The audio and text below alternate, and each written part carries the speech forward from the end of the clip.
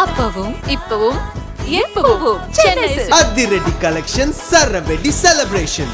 GT Holidays, South India's #1 travel brand. You know you are special when you're with GT Holidays.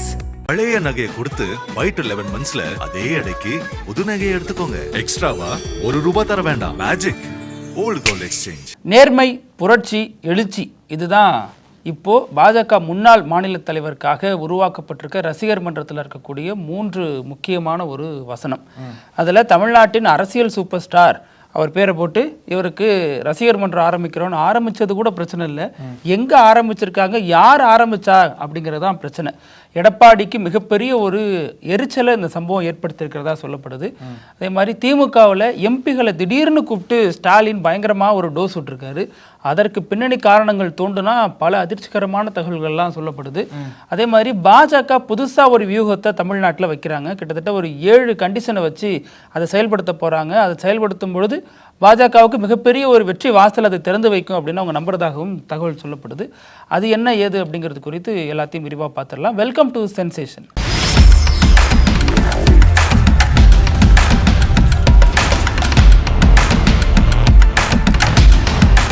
வணக்கம் பிருத்திவி. வணக்கம் அழகு. நீங்க சொன்னீங்க இல்லையா, தமிழக பாஜகவோட முன்னாள் தலைவர், அகில இந்திய சூப்பர் ஸ்டாரா, அதாவது சூப்பர் ஸ்டார் ரஜினிகாந்த் பார்த்து வந்ததுக்கு அப்புறம் அரசியல் சூப்பர் ஸ்டார் ஆயிட்டாருன்னு நினைக்கிறேன்.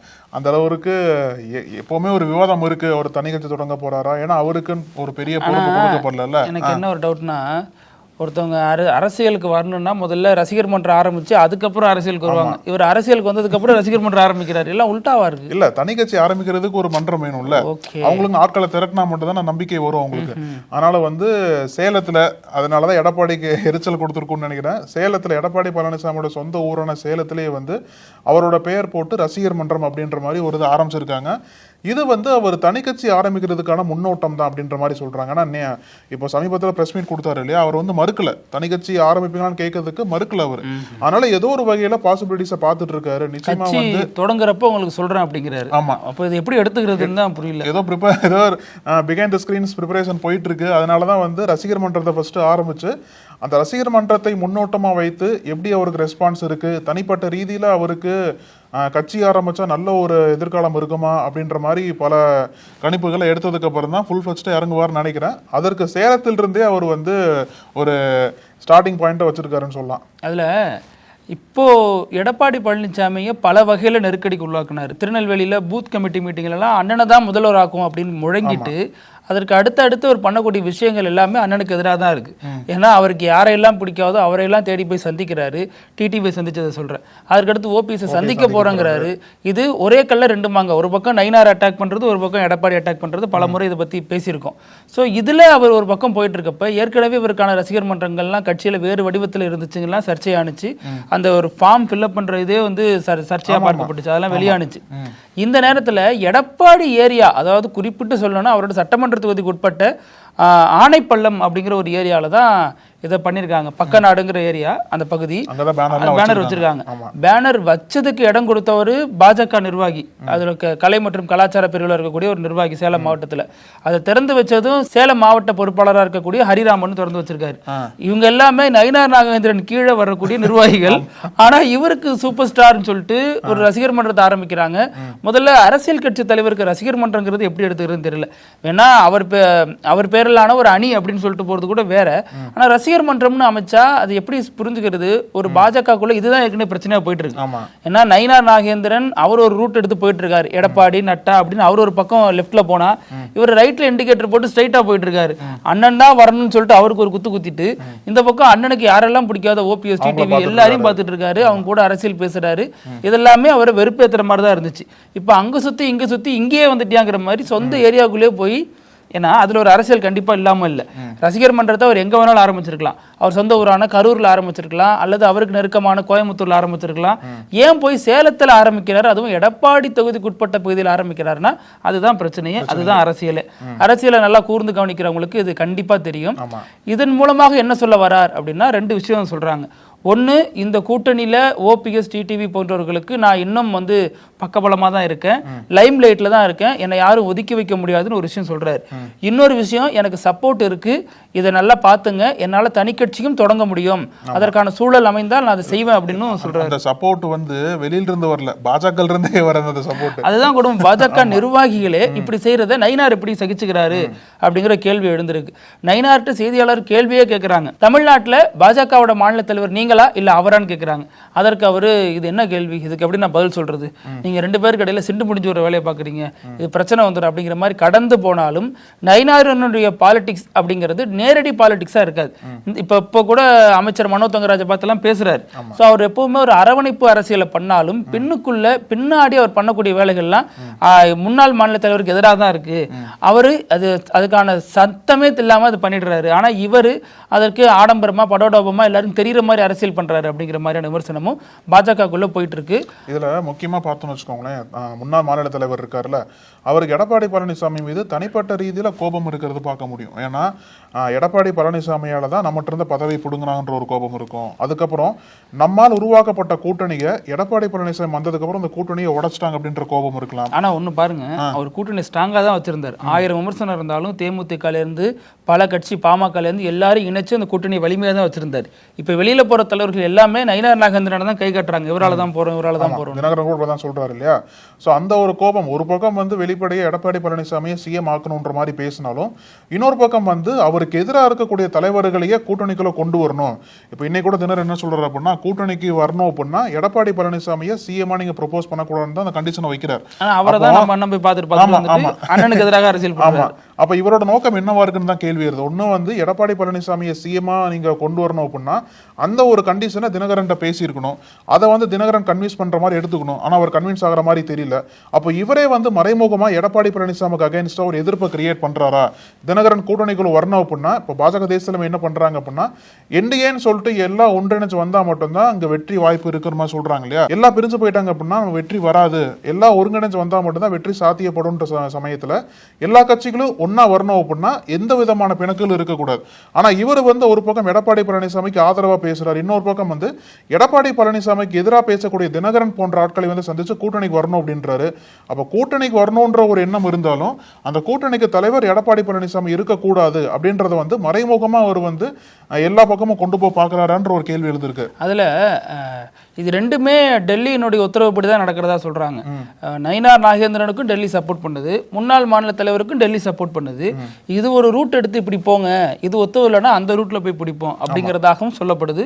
இன்னொரு தரப்புல இதெல்லாம் வந்து அவருக்கு தெரியாம நடக்குது, டெல்லியில தெரியாம நடக்குது அப்படிங்கிறாங்க. அது ஏற்றுக்கொள்ளும்படியா இல்லை. டெல்லிக்கு தெரியாம ஒரு விஷயம் தமிழ்நாட்டில் அதுவும் பாஜகவில் நடந்துட்டுனா அப்போ டெல்லியோட ரோல் என்ன? அது எல்லாமே டெல்லி தெரிந்துதான் நடக்குது. எல்லாரும் சொல்ற மாதிரி அதிமுகவை பலவீனப்படுத்துறது தான் டெல்லியினுடைய நோக்கமா இருக்கு அப்படிங்கிறதும் சொல்லப்படுது. ஏன்னா இந்த தேர்தல் எங்களுடைய குறியே இல்லை அப்படின்னு சொல்லிட்டு நயினார் நாகேந்திரனே சொல்லியிருக்காரு. ஸோ அதனாலையும் நம்ம அதையுமே இதில் யோசிச்சு பார்க்க வேண்டியதா இருக்கு.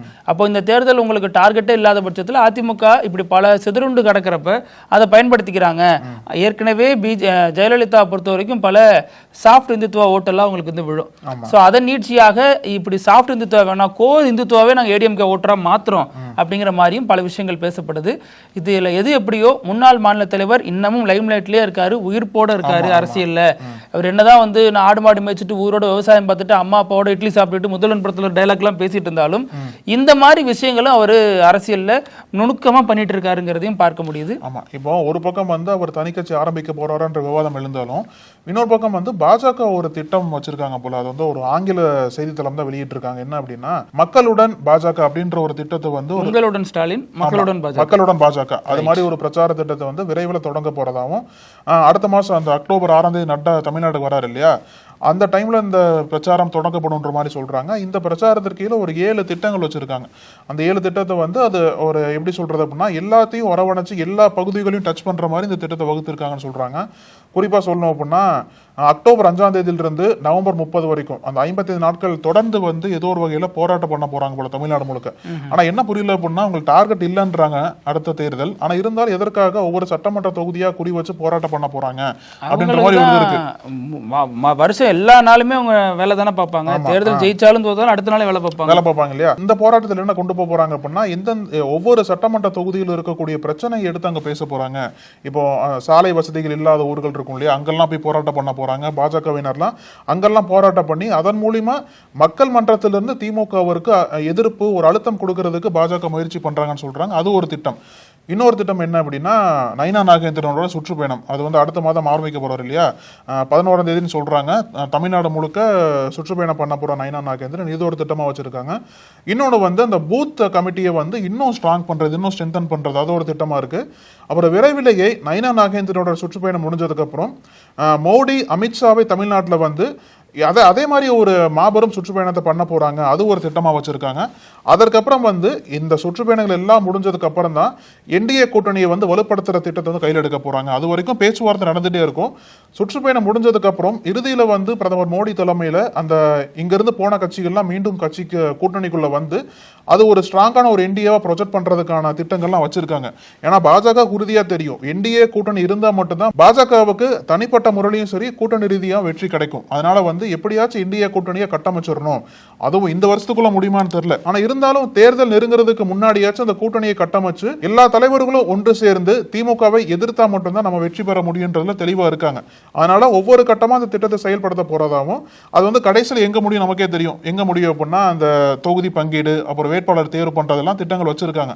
ஆனா இந்த நைனா நாகேந்திரன் சுற்றுப்பயணம் எப்படி ஒர்க் அவுட் ஆக போகுது, மோடி அமித்ஷா சுற்றுப்பயணம் எப்படி ஒர்க் அவுட் ஆக போகுது அப்படின்றத பார்த்து தான் என்டிஏ கூட்டணி இன்னும் வலுப்பெறுமா, இன்னும் பல கட்சிகள் இங்கிருந்து போகுமா அப்படின்றது தெரியும் நமக்கு. அப்புறம் முதல்வர் தலைமையில் எம்பிக்கள் கூட்டம் நேற்று நடந்துச்சு இல்லையா, அதற்கு என்ன காரணம் அப்படின்னா, நம்மளே நம்ம நிகழ்ச்சியில் ஒரு எபிசோடில் பேசியிருக்கோம்.